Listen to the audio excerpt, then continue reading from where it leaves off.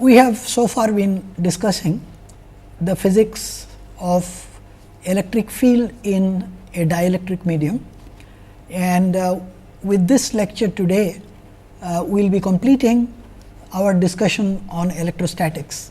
And I wish to briefly remind you about what we are doing in the last lecture.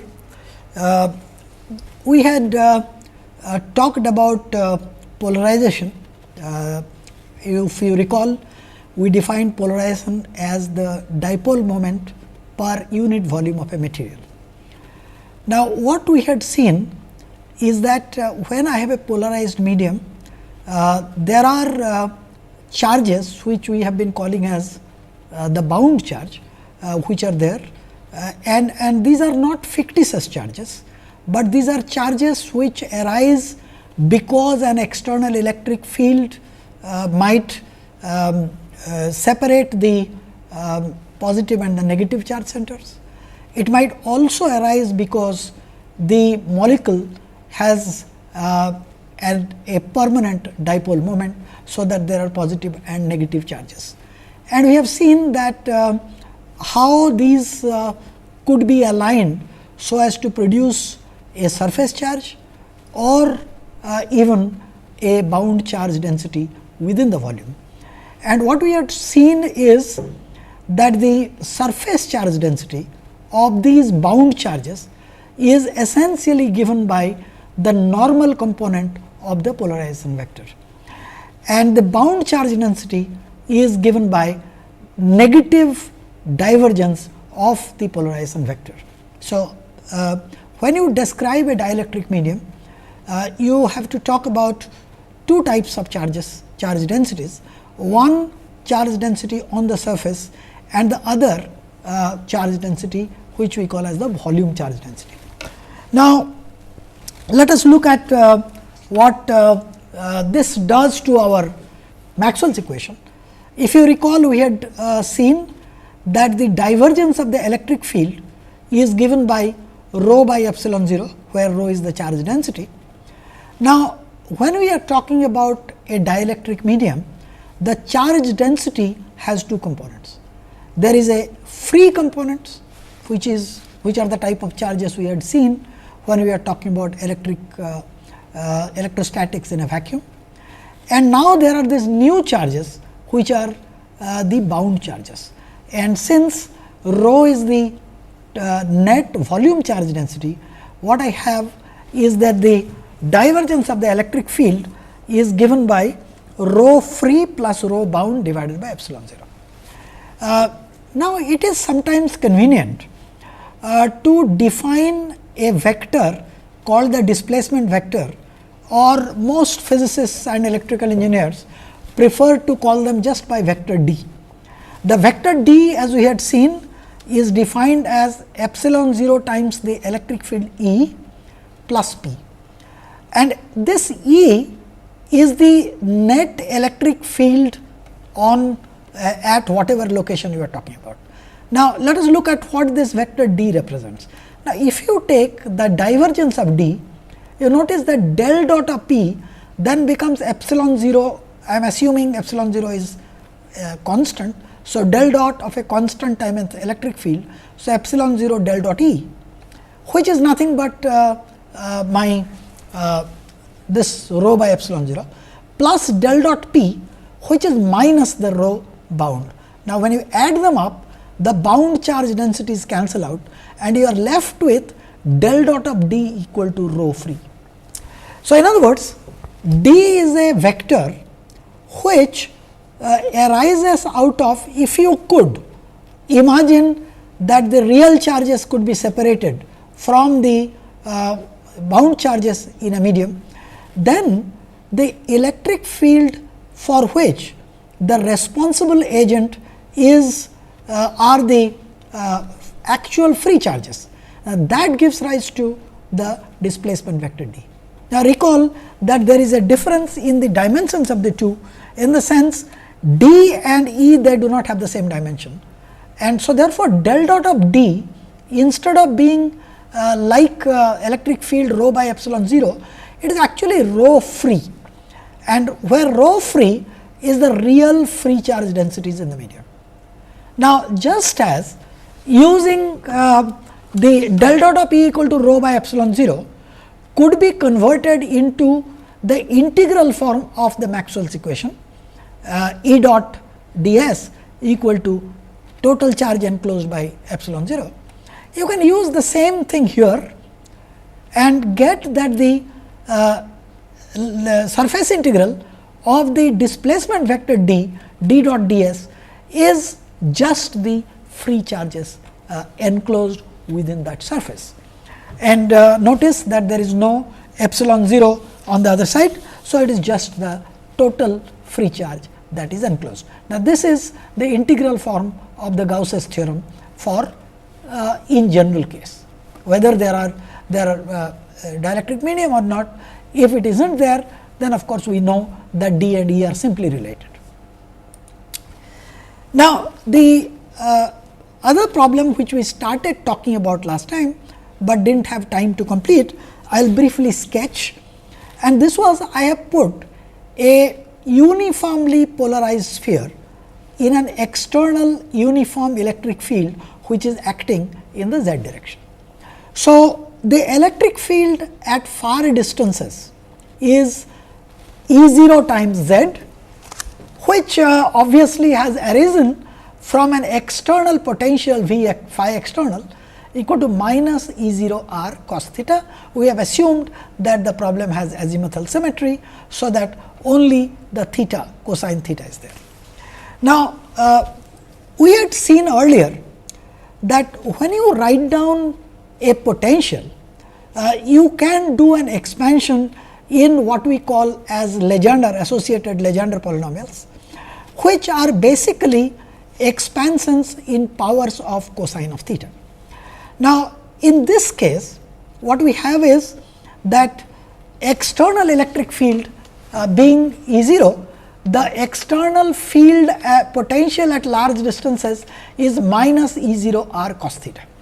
So, notice that whatever general form of the Legendre polynomial I write, that has to be such that at r, as r goes to infinity, namely at large distances, it must give me minus E 0 r cos theta, which implies that when I write down the potential expression in terms of the Legendre polynomial, I only need to retain powers of cosine theta and not powers of higher order cosine theta, cosine 2 theta, 3 theta, etc.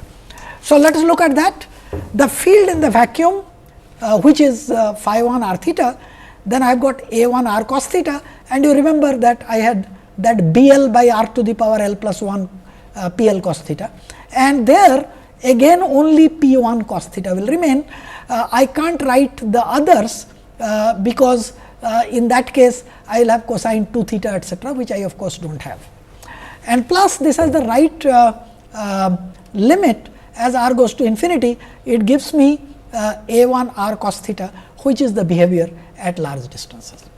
Now, inside the dielectric, I obviously cannot write anything which has a power of 1 over r, because inside the dielectric the origin is included. So, as a result, the potential inside the dielectric is a 2 r cos theta and nothing else, because I need up to cos theta, but I do not have 1 over r or any of its power, because then at r equal to 0 the fields would diverge. So, these have been the basic points which enabled us to write down the two potential expressions. Having done that, what we notice is that since the potential form at large distance is minus E 0 r cos theta, if you compare these two expressions, namely phi 1 with phi external, this tells me that A 1 must be equal to minus E 0. Likewise, I have the following thing, that since the potential is continuous on the surface of the sphere, irrespective of whatever value of cosine theta we take, these two expressions must become equal when I put r is equal to a at any theta, so that theta will cancel out, and I will be left with A 1 which is minus E 0. So, minus E 0 A plus B 1 by A square equal to A 2 times A. That tells me A 2 is minus E 0 plus B 1 by A cube. So, I have got these two expressions, and let us now try to find out these remaining constants. I have already found A 1, I need to find B 1 as well as A 2. So, there are two conditions which we need to talk about. On the surfaces, we have no free charges. So, that tells me that the normal component of the D field is continuous, and let us use them to find out our remaining constant. So, therefore, normal component of the electric field is minus E 0 because the dielectric function outside the medium is E 0, the vacuum permittivity, and this times d phi 1 by d r, that is the normal component at r is equal to a, and that must be equal to from the side of the sphere. So, it should be d phi 2 divided by d r. Now, recall that I already have an expression for E 1 and E 2. Just to recall for you, my E 1 is this expression, which is the phi 1 is this expression A 1 r cos theta plus B 1 by this. So, therefore, if I differentiate with respect to this, I am getting minus epsilon 0 A 1 plus epsilon 0 differentiation of that B 1 by r square, that gives me 2 B 1 by r cube, and since I am putting r is equal to a, that is by a cube, and that is equal to minus epsilon and d phi 2 by this the dr, which is equal to a 2, and that gives me that recall that a 1 is E 0. So, I get a 2 is equal to minus, so there is a minus there. So, I have got a 2, this E 2 a 2 is equal to a 1, which is minus E 0. So, minus epsilon 0 by epsilon E 0, and then I have got a minus epsilon 0 by epsilon again 2 B 1 by a cube. So, that is one relation, and so therefore, it tells me if I connect this with the previous expression that I had given you, and that was a 2 was equal to minus E 0 plus B 1 divided by a cube. Now, I need to equate these two, and if I equate these two, I get immediately an expression for B 1. You can immediately do this is rather trivial arithmetic, and what I get is B 1 is equal to epsilon 0 a cube times epsilon minus epsilon 0 divided by epsilon plus 2 epsilon 0. Well, basically I am equating these two terms and just doing a simplification. Remember the definition of the dielectric constant, which is basically epsilon by epsilon 0. So, I can rewrite this expression in terms of the dielectric constant as well, which will be E 0 a cube and dielectric constant kappa minus 1 divided by kappa plus 2. And if you now plug it into this expression for A 2, you will find A 2 is equal to, which is minus E 0 plus B 1 by A cube. Just put the B 1 into this expression, you get this is equal to minus 3 times E 0 divided by kappa plus 2 times, well, that is it, and that tells me that the function, the potential phi 2, which is equal to A2 r cos theta, which is simply given by minus 3 A0 by kappa plus 2 r cos theta. Okay. And so, this is my potential, and the corresponding internal electric field is simply dividing this by taking d by dz of this, and which will be simply given by 3 E 0 by kappa plus 2 as is written here. So, what is the effect? What does it all mean?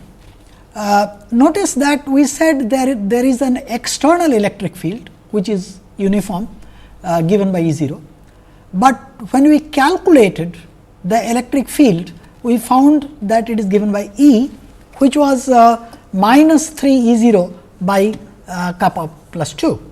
So, what it means is there is a reduction of the strength of the electric field by an amount E 0 minus E, which is E 0 minus the value of E that we just now calculated, which is 3 times E 0 by kappa plus 2, which is equal to kappa minus 1 by kappa plus 2 times E 0. Kappa is the dielectric constant. Now, what I want to do is to relate this to how much is the effect. Now, what I want to do is to relate this to a field produced by a dipole. If you recall that the field of a dipole, which is located at the origin, and if you want to calculate the field on the equatorial surface, if you like, it is given by p by 4 pi epsilon 0 a cube. So, what we are trying to say is this: what is this equivalent dipole?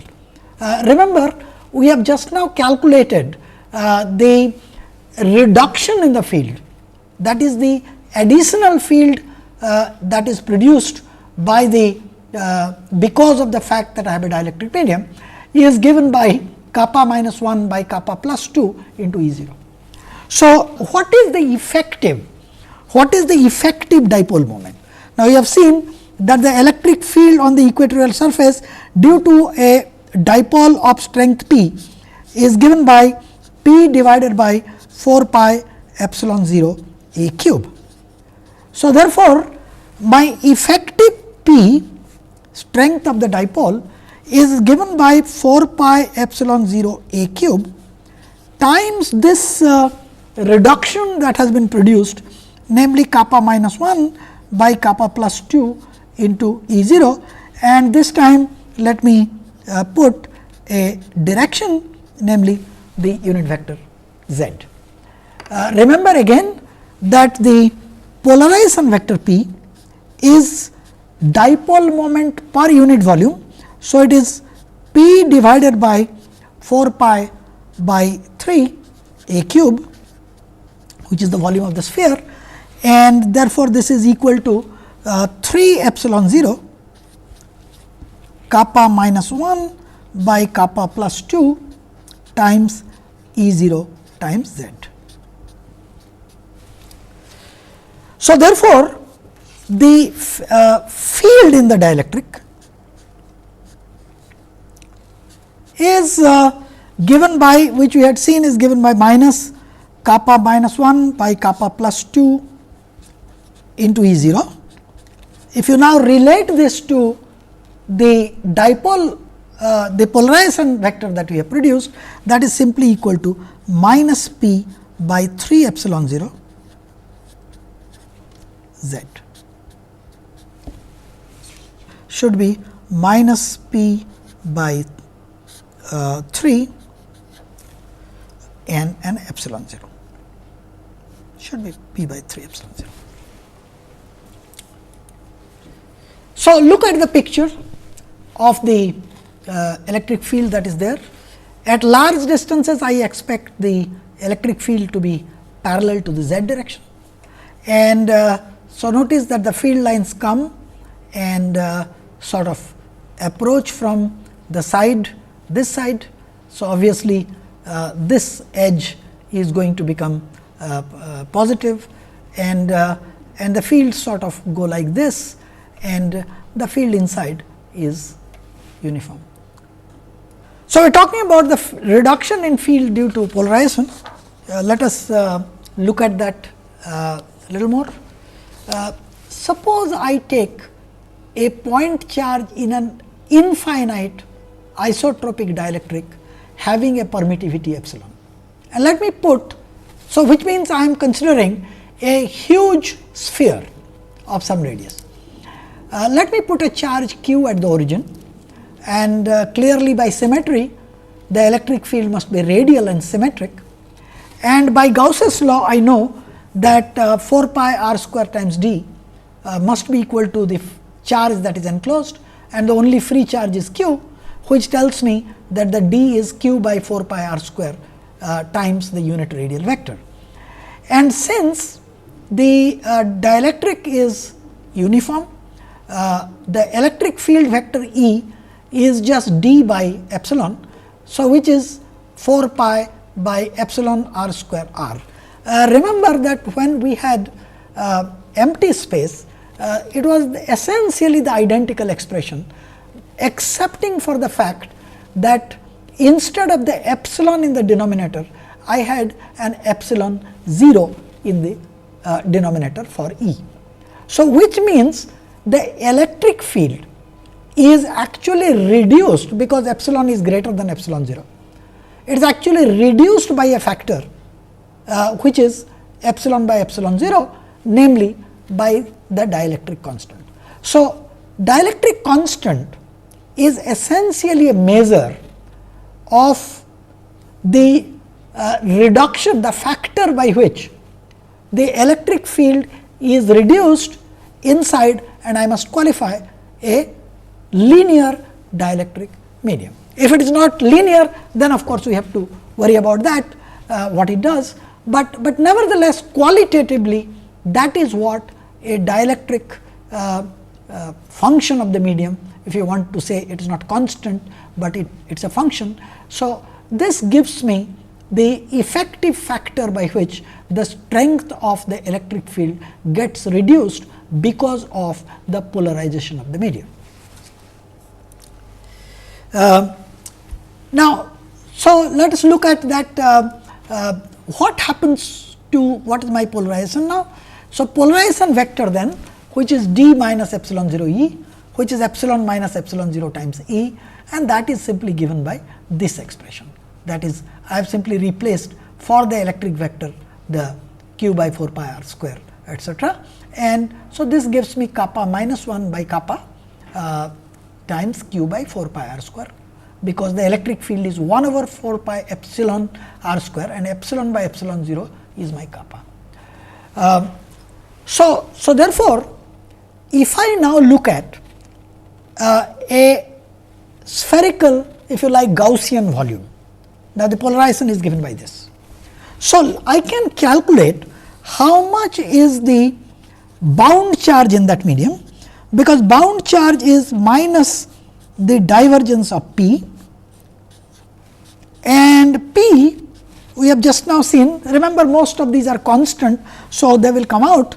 So, P is kappa minus 1 by kappa, and q by 4 pi r square also I will bring it out, 4 pi I will bring it out. I am left with minus del dot of unit vector r by r square, which means del dot of r by r cube. This I can easily calculate, because it is divergence of a vector multiplied by a scalar. So, I must have this, I am just calculating this, I must have gradient of 1 over r cube dot with r plus 1 over r cube times del dot of r. Remember that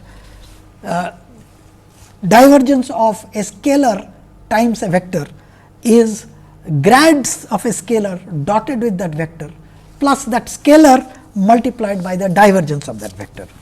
and this is minus 3 by r to the power 4 dot r vector, and if you recall del dot of r is just 3. So, therefore, it is 3 by r cube, and this is of course, there should have been a unit vector r here. So, therefore, this is exactly equal to this vector r dotted with r is just r by r fourth is r cube. So, this is equal to 0. So, therefore, the volume bound charge density is 0. So, what am I left with? The only thing that I can have now will be the surface charge density. Now, the surface charge density we have seen is P dot n. You remember that I have a sphere, but then the dielectric medium is inside the sphere, and so surface normal is not along outward radial, but along inward radial. So, therefore, it is minus P dot r, and this is equal to minus P dot unit vector r. So, therefore, it is kappa minus 1 divided by kappa times q by 4 pi r square. So, this sphere, dielectric sphere that I have got with a charge inside does not have any volume charge density, but has a surface charge density given by this, which means that there is a net surface charge which is included, which appears on the surface of the sphere, and this is simply obtained by multiplying this with the radius of the sphere, namely with 4 pi r square, which gives me simply minus kappa minus 1 by kappa times q. This is a negative quantity because kappa is greater than 1, which tells me that the effective charge in the of this situation is my charge which I have put in. So, let me call it q effective, the charge that I have put in plus the bound charge which is negative, which is simply equal to q by kappa. Now, this again emphasizes the point that I was making, that the effect of a dielectric is to provide a measure of the factor by which the electric field strength is decreased or decreases. Now, this tells me that you can also look at it another way by saying that this means that though you have put a charge q, but real charge q, the effective charge which a test charge will experience is as if there was a reduced amount of charge, namely q by kappa. Just to continue with the same application, let us consider this is a situation which is known to you from school, that is what happens when you put a dielectric inside a parallel plate capacitor. And so, basically you are aware that what happens is the capacitance increases, but let us look at it from our new whatever we have learned now. So, what we say is this: we have just now agreed that if you put a dielectric inside a capacitor or in any medium, the electric field inside will be reduced due to the polarization of the medium. Now, what I have done here is to have a parallel plate capacitor with a charge plus q on the left hand side and a minus q on the right hand side. Now, if I consider a Gaussian volume in the shape of a parallel pipe of certain area A, let us say, and a sort of a negligible width L. Now, let us apply Gauss's theorem to this, namely D dot S. Now, remember, the D field is easy because I know that there is real charge on the parallel plates capacitors. In this case, I have taken my Gaussian volume, which is a rectangular parallel pipe, to be enclosed about the negative plate, So, D dot S, and if the area is A, which is equal to D times A is the area of one of the surfaces, and that amount that is enclosed is nothing but the amount of charge Q on an area A of the capacitor plate. So, D times A is equal to Q, and so therefore, D is equal to your Q, and just I have emphasized Q free by A. So, these are the free charges which are in the capacitor plate. And in the next expression, what I have done is to write this D as a form of a vector. Remember, the magnitude of D we have calculated here is Q free. Q free is the same as this Q that I have written down by A. I put a minus sign because the dielectric medium is to the left of this, and this is the outward normal is N. So, the N on the inside will be minus of this, and so therefore, the electric displacement vector is given by Q f by A n, and the electric field is d by epsilon, which is then given by minus Q f by epsilon A n. Now, I can calculate how much is the potential difference from the electric field, which is nothing but multiplying the magnitude of the electric field with the distance between the plates, and this gives me that remember, this was my definition of Q by C. So, if you now do that, multiply this expression with D, you find that the capacitance expression is given by kappa times A epsilon 0 divided by D. So, it tells me the effect of a dielectric is to increase the capacitance of parallel plate capacitor. Now, let me slightly shift to another important point. Now, let us suppose that I am looking at a dielectric medium and consider them as a collection of molecules, and let us suppose that there is a field in which all these are in, which I am going to call as the macroscopic field. Now, if you consider a gas collection of gas, the molecules of the gas are well separated. So, I assume that when a collection of molecules is put in a electric field, each molecule experiences an electric field at its site, which is equal to the average macroscopic field that is there in the medium. Now, you see, if you are considering a gas where the molecules are well separated, this is a very good description, because the average macroscopic field which is felt can be considered as E, and how much is that? Remember that the polarization can be written as epsilon 0 chi E, which is the susceptibility times the electric field, and E is the macroscopic field. Now, if you consider, however, a dense medium where the molecules are packed close, then if you consider a particular molecule, then the electrons in the vicinity of that molecule, they will be polarized, of course, and they are responsible for producing what we can call as a local field at the location of the molecule which we are considering.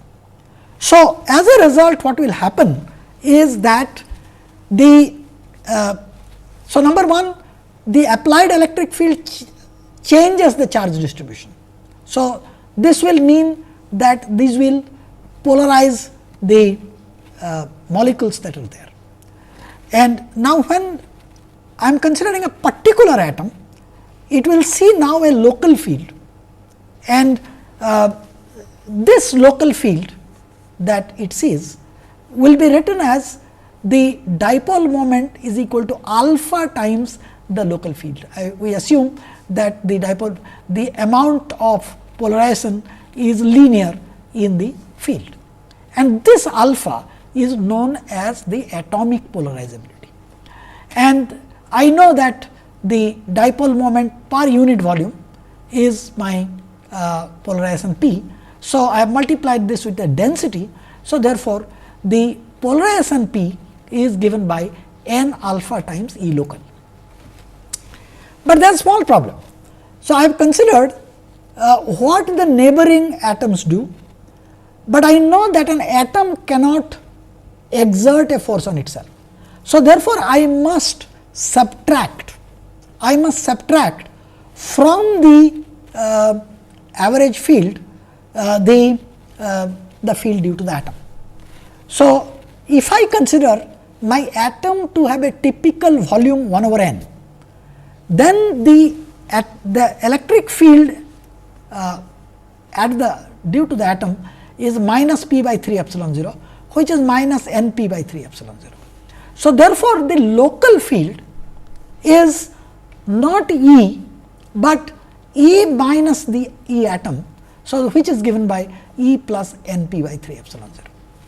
And I know that induced dipole moment is proportional to the local field. So, therefore, I can write this P as this.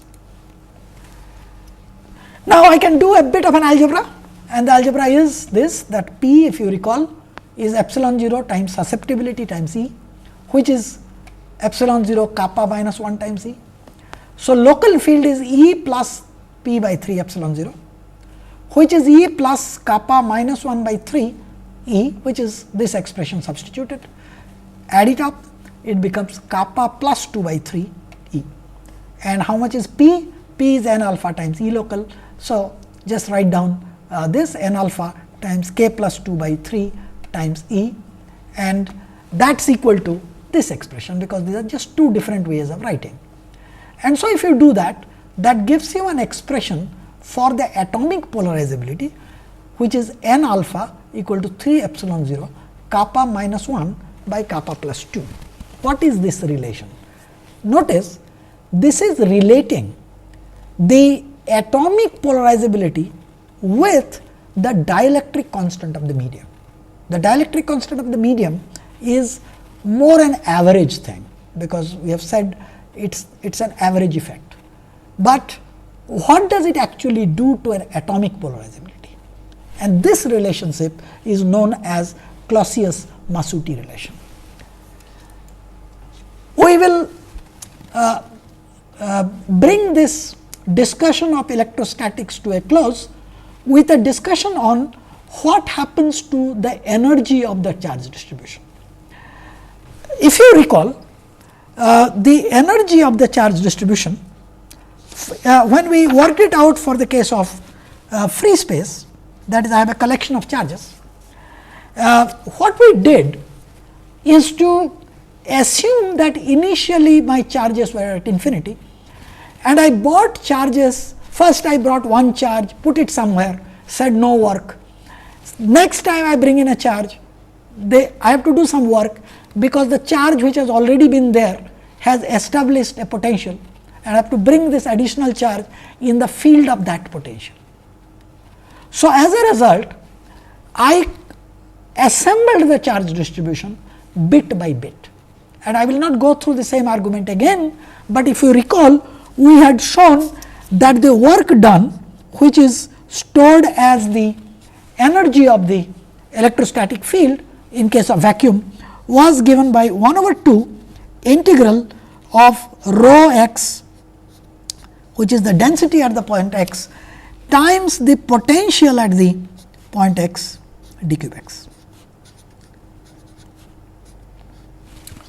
Now, it is not very clear that you can use this expression when you have a polarized medium, a dielectric medium, because in case of a dielectric, supposing I am assembling the charges bit by bit, the work that needs to be done, in addition to putting the charge wherever it should be, that is locating the charge, bringing them from infinity and putting them in their place, I also need to do or take account of some amount of work to be done in polarizing the medium, because I have to produce certain amount of a state of polarization of the medium. Now, what do I do? Now, let us suppose, let me give you a general expression. Suppose I have a charge density distribution already established. I have a dielectric medium, and how it has been established, let us not go into at this moment. Now, suppose I have a charge density rho. Now, let us say that my charge density rho changes by an amount delta rho. So, rho goes to rho plus delta rho. Okay. Now, the amount of charge density changes slightly. Phi of x is the potential due to charge density which has already been established. Remember that as I am bringing in a bit of charge, I do not assume that the potential has already adjusted itself. Now, so therefore, if phi of x is the potential due to already existing charge, then what I have is this. Let us look at, I know that del dot of d is equal to rho. So, therefore, my delta rho is del dot of delta d.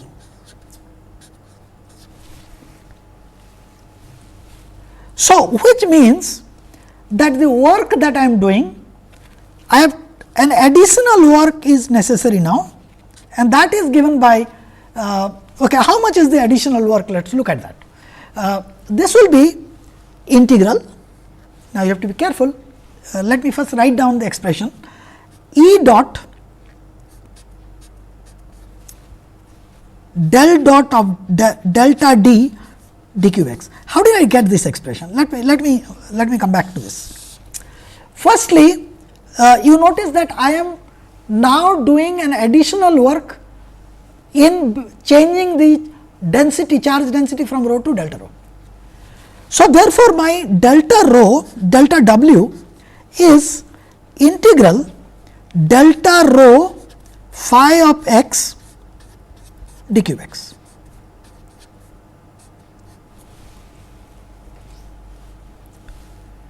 Why is there factor of half missing here? The reason is, if you recall, what is the origin of this factor of half? The factor of half was introduced because that so that I do not do a double counting between charge number 1 and charge number 2.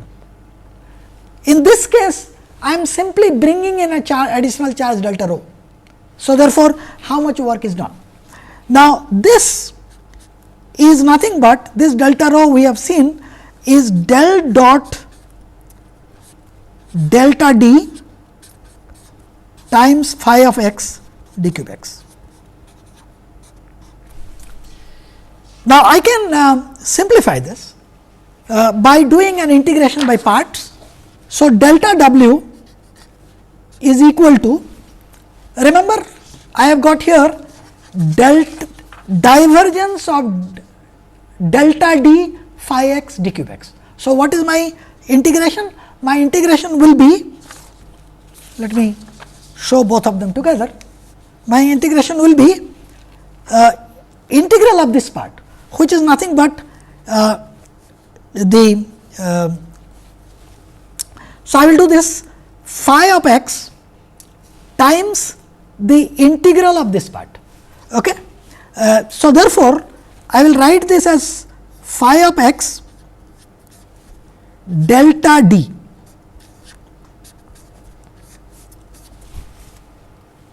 Now, in some limits, okay, the limits will be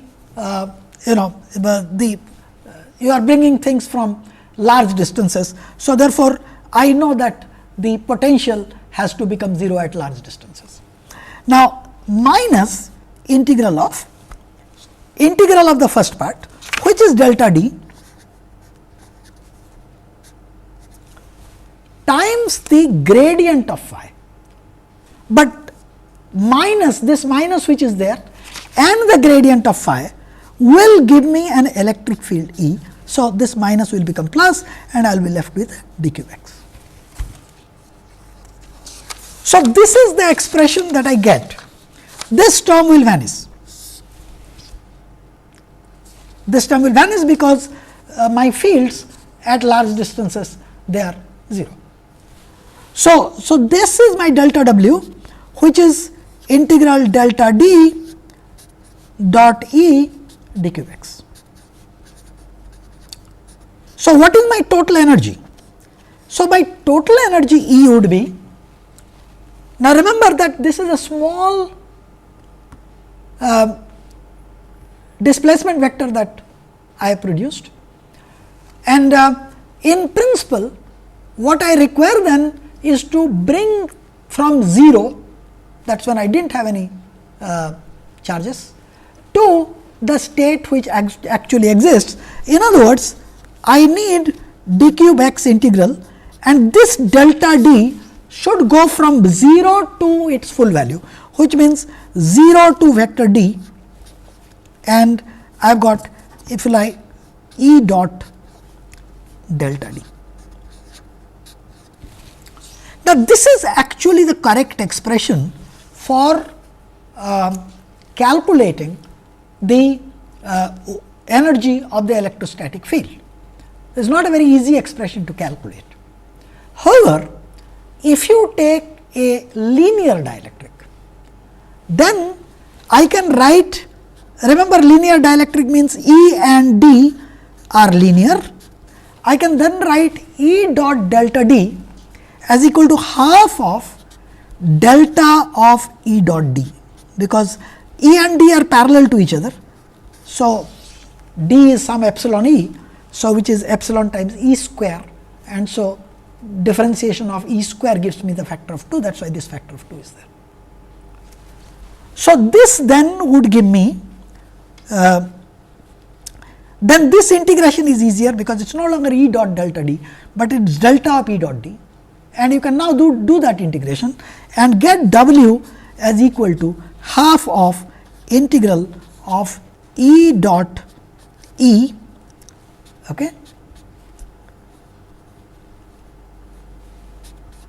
d cube x, E dot D d cube x. Now, notice this expression W is equal to E dot D d cube x, which appears with a slight mistake on this, is the expression from which you can get back the original form of integral rho x phi x d cube x, half of that. But in getting there, you need to assume that my dielectric is linear. If the dielectric is not linear, then the right expression is this. And the reason is that as you are bringing in charges, as the medium is getting polarized, there is some history which is being built up, and this effect is known as a hysteresis effect.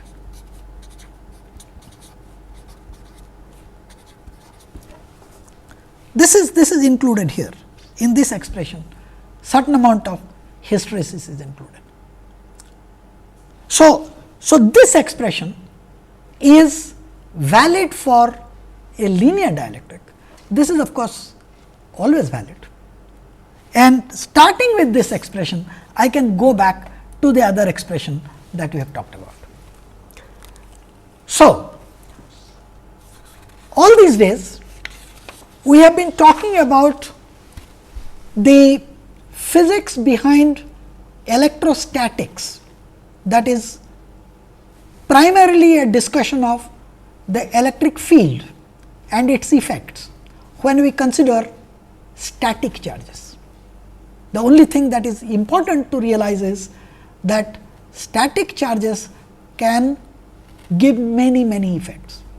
Last few lectures we have been talking about the medium, how it is affected. Medium gets polarized, and so far we have been talking about static effect of charges.